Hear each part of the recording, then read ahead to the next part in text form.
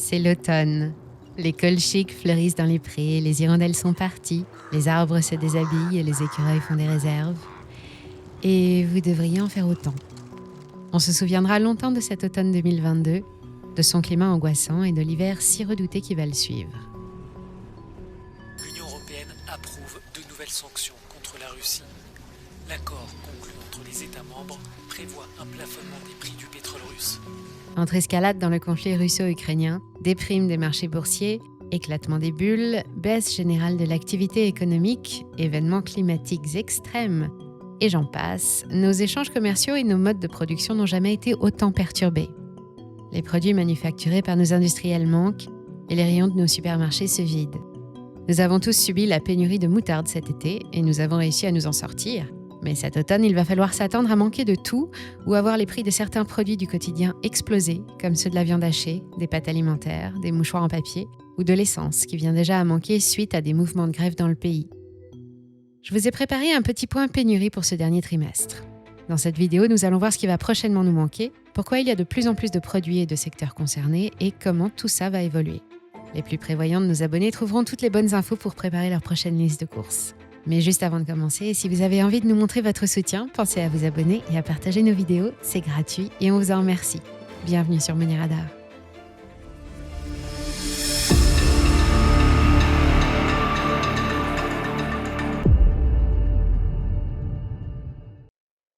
Je crois pour ma part que ce que nous sommes en train de vivre est plutôt de l'ordre d'une grande bascule ou d'un grand bouleversement. D'abord parce que nous vivons, et cela pas simplement depuis cet été et ces dernières années, au fond, la fin de ce qui pouvait apparaître comme une abondance.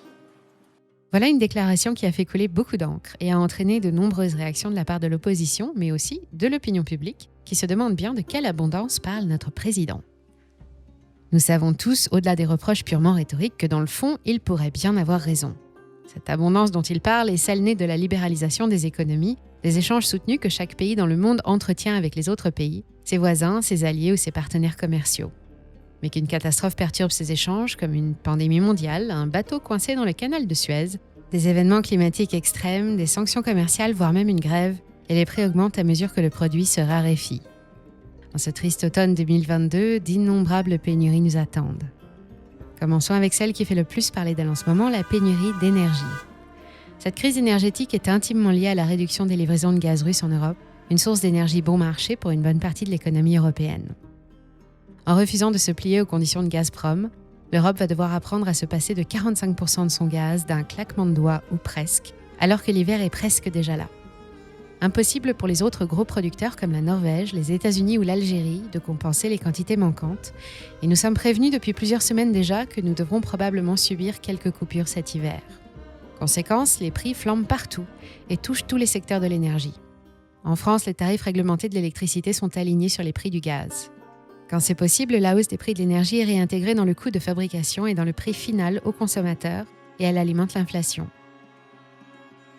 Quand ce n'est pas possible, les professionnels préfèrent mettre la clé sous la porte et elle alimente alors le chômage et la précarité. Les agriculteurs, les industriels et les commerçants s'inquiètent de recevoir une facture d'électricité 10 fois plus élevée l'année prochaine que cette année. En France, le gouvernement a mis en place un système qui limite la hausse des prix, mais ce bouclier tarifaire ne pourra pas être maintenu éternellement et sûrement pas à 4%. Il a déjà coûté presque 10,5 milliards d'euros et il devra en coûter 14 de plus avec son maintien partiel en 2023. Le financement du dispositif repose surtout sur la trésorerie d'EDF et le groupe affiche des résultats catastrophiques ce premier semestre alors qu'il doit déjà gérer la fermeture de 19 réacteurs sur 56 et acheter de l'électricité à prix d'or sur les marchés pour honorer ses contrats. Tout le monde ne pourra pas être servi, pas avec ce que produisent nos centrales actuellement, et les factures vont augmenter de 15% dès le 1er janvier. Pour limiter les dégâts, nous importons environ 20% d'électricité que nous consommons, principalement d'Allemagne. Si ça ne suffit pas, la tension délivrée par le réseau commencera à baisser dans l'industrie, puis chez les autres professionnels, avant d'envisager des coupures de 2 heures maximum pendant les heures de pointe, c'est-à-dire de 8h à 13h et de 18h à 20h. Les coupures ne concernent pas les zones autour de bâtiments sensibles comme les hôpitaux et seront appliquées zone après zone. Si tout ne se passe pas trop mal, vous ne devriez donc être coupé qu'une seule fois. Et si vous avez envie de suivre la situation, l'application EcoWatt est disponible gratuitement. Elle donne la météo énergétique à 4 jours sur tout le pays et permet de prévoir d'éventuelles perturbations. Pour le moment, les météorologues ne font aucune prévision, c'est encore trop tôt, mais ils notent que la France n'a pas connu d'hiver froid depuis 2013. Autre petit espoir, les 5 derniers hivers ont été les plus doux depuis 1991, et espérons qu'il y en ait un de plus avant que la tendance ne se renverse. Mais il n'y a pas que les énergéticiens qui scrutent la météo, nos agriculteurs aussi. Le climat ne les a pas épargnés cette année. Les événements météo extrêmes comme les sécheresses, le gel tardif ou des pluies diluviennes ont dangereusement perturbé les rendements agricoles. C'est le cas de la moutarde. Notre principal fournisseur de graines de moutarde, c'est le Canada, et le Canada a lui aussi été frappé par la sécheresse. Si vous êtes un gourmet, rassurez-vous, la situation est quasiment maîtrisée et la légendaire sauce dijonnaise va prochainement revenir dans les rayons, mais d'autres produits, eux, vont se raréfier. D'abord, les fruits et légumes frais, comme le cassis ou les pruneaux par exemple. Produits près d'Agen et en Bourgogne, ces zones ont été sinistrées par le gel tardif du printemps et les sécheresses de cet été. Avec la hausse des prix de l'énergie, les serres coûtent plus cher à chauffer et à éclairer, et beaucoup d'exploitations ne sont plus rentables. Si vous aimez les plats orientaux, piments et pois chiches devraient aussi se faire rares. En cause, le premier exportateur mondial de pois chiches est victime d'un blocus, c'est la Russie. Les autres berceaux de la star des légumineuses sont l'Ukraine, qui n'a pas pu moissonner ni semer cette année, et les États-Unis où la sécheresse a entraîné des récoltes décevantes. L'Inde est le premier producteur de piments au monde, mais des épisodes de chaleur intense qui ont débuté dès le mois de mars et la hausse des prix du transport ont perturbé les affaires.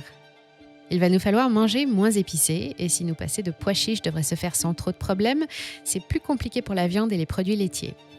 Après la volaille qui s'est raréfiée pendant l'épidémie de grippe aviaire, c'est le prix du bœuf qui va grimper. Le cheptel européen a baissé et la demande est toujours aussi forte. Et qui dit cheptel bovin en baisse, dit production laitière en baisse. Et les produits laitiers et le beurre peuvent aussi venir à manquer. Toujours dans l'alimentation, les poissons surgelés, les noix de macadamia, la farine et ses dérivés et le riz sont aussi menacés. Et avec eux tous les autres produits transformés qui en contiennent. Des bâtonnets de poisson panés aux biscuits sucrés ou salés, pâtes, pizzas, céréales, yaourts, boulangerie, quasiment tout en fait. Les premiers touchés par ces pénuries vont justement être les pros de l'agroalimentaire, ceux qui transforment les produits et qui achètent leurs ingrédients moins chers que le prix réservé au consommateur final. Concrètement, l'étal de votre boucher ne va pas se vider, car vendre au détail est la façon la plus rentable de vendre de la viande. Et c'est pareil pour le poisson frais comparé au poisson surgelé. En revanche, attendez-vous à ce que la quantité de chorizo ou de saumon sur votre pizza surgelée préférée commence à baisser, à ce que son prix augmente, ou bien les deux. Autre secteur en déprime face aux ruptures d'approvisionnement à répétition et à la hausse vertigineuse des prix, le bâtiment. La forte demande post-pandémique en matériaux de construction s'oppose à une production mondiale réduite et à des chaînes d'approvisionnement toujours perturbées. La Chine et les États-Unis limitent leurs exportations de bois pour favoriser leur propre marché intérieur, et il ne reste que la Suède, la Finlande et l'Allemagne pour répondre à la demande mondiale. Dans ces conditions, pas étonnant que les prix aient bondi, plus 20% pour le bois de chauffage, 60% pour le bois de charpente, et il a doublé pour les bois lamellés et agglomérés. Quant aux dérivés, papier et carton, c'est la même musique. Si vous avez prévu de rénover la cuisine ou d'entamer l'extension de votre maison, le moment est plutôt mal choisi, surtout si vous avez besoin de poutrelles métalliques. Vous serez content d'apprendre que le prix de l'acier et celui du fer ont explosé depuis le début de la crise, en passant de 485 à plus de 1 900 $ la tonne. Normal, la Russie et l'Ukraine exportent 20% de l'acier mondial à elles seules. Au poids de la ferraille, les 7300 tonnes de la structure de la Tour Eiffel ne valaient que 3,5 millions d'euros pendant le confinement, et aujourd'hui, elles frisent les 14 millions. L'aluminium est aussi en grande forme et ses prix ont dépassé le pic atteint après la crise financière de 2008. Il n'a jamais coûté aussi cher, mais enfin, la fièvre retombe. Les prix baissent depuis le début du conflit russo-ukrainien, mais les cours sont très volatiles et difficiles à prévoir, et il n'empêche que si vous aviez commandé votre véranda en alu et verre trempé il y a 2 ans, vous l'auriez payé 35% moins cher qu'aujourd'hui. Et pas question de vous rabattre sur du PVC là non plus, tout le monde ne sera pas servi. Le PVC, c'est du pétrole et du sel, et avec la crise énergétique et les sanctions sur le pétrole russe, les prix ont tout simplement doublé. Pour votre salle de bain aussi, vous auriez dû vous y prendre plus tôt. Depuis février dernier, les prix du grès et du plâtre ont bondi de 20%. Bref, le coût des travaux s'envole, les matériaux s'arrachent au prix fort et les chantiers prennent du retard. En France, environ un quart d'entre eux ne respecteraient plus le planning. Alors à ce stade, votre maison prend l'eau et l'air de toutes parts et de toute façon, vous n'avez pas les moyens de la chauffer. Pas de chance, vous attrapez froid en ouvrant votre frigo vide et vous avez alors besoin de vous soigner. Surprise, en arrivant, vous constatez que les rayons de la pharmacie aussi sont vides. Pas de souci en ce qui concerne les rhumes et les autres petits maux du quotidien, mais de nombreux malades souffrent d'affections plus graves et vont devoir apprendre à se passer de leur traitement. L'Agence nationale de sécurité du médicament tient à jour la liste des spécialités en tension ou en rupture de stock sans traitement alternatif. Vous trouverez le lien vers le site dans le descriptif et vous verrez, la liste est longue. On y apprend que depuis le mois dernier, il n'y a plus de solution d'iodure de sodium injectable, celle qui est utilisée dans les examens nucléaires, ou de xylocaïne, un anesthésique très répandu. La situation est identique en ce qui concerne le cyclophosphamide, une molécule utilisée dans les traitements anti-cancer, ou encore de l'atropine qui agit sur le système nerveux central et accélère le rythme cardiaque.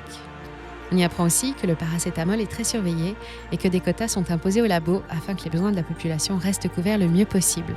Les vagues de Covid qui se succèdent entraînent des pics de consommation et avec la rentrée, la courbe des cas remonte et de nombreuses autres molécules sont concernées. En 2021, l'ANSM a reçu 5 fois plus de signalements de spécialités manquantes qu'en 2016. En cause, l'épidémie qui booste la demande et le contexte mondial tendu qui nuit à la fluidité des transports. Et puis, il y a notre dépendance.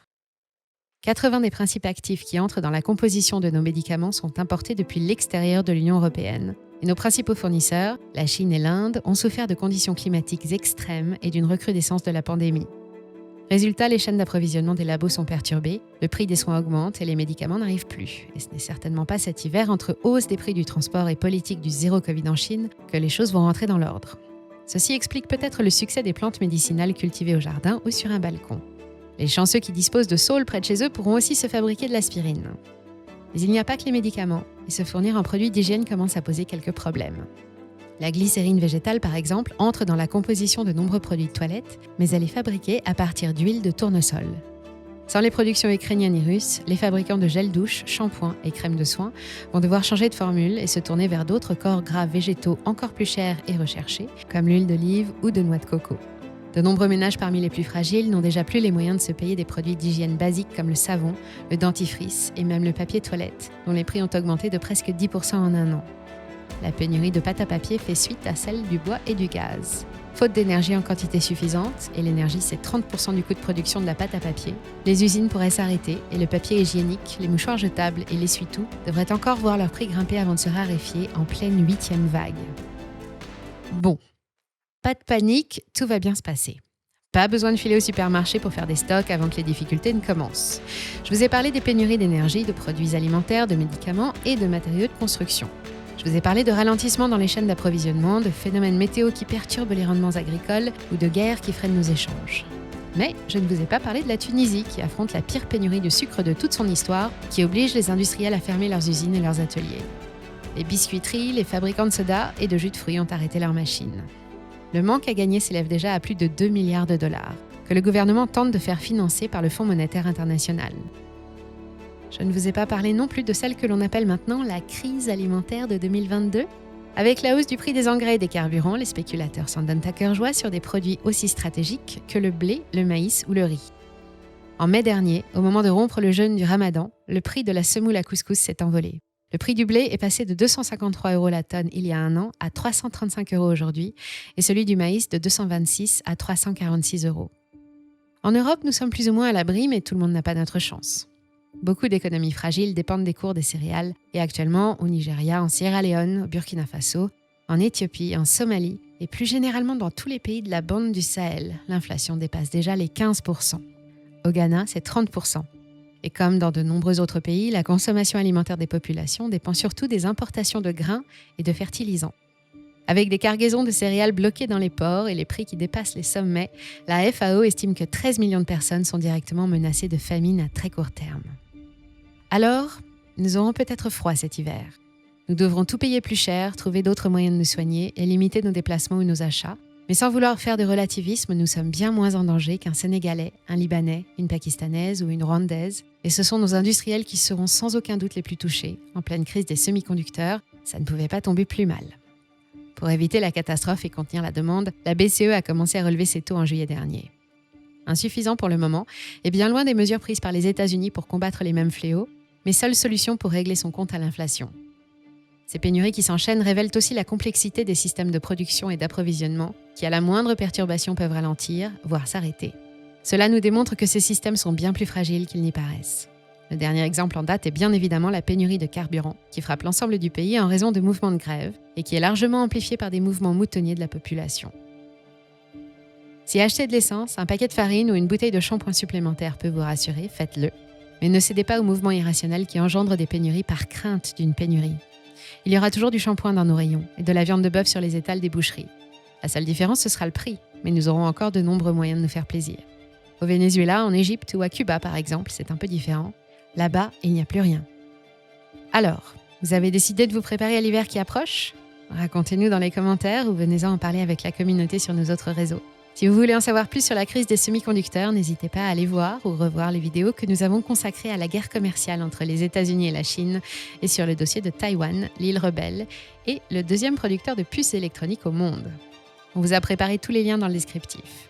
Et si cette vidéo vous a plu, pensez à cliquer sur j'aime, à la partager et à vous abonner. Nous, on vous dit à bientôt sur la chaîne et surtout, prenez soin de vous et de vos proches. C'était Moni Radar.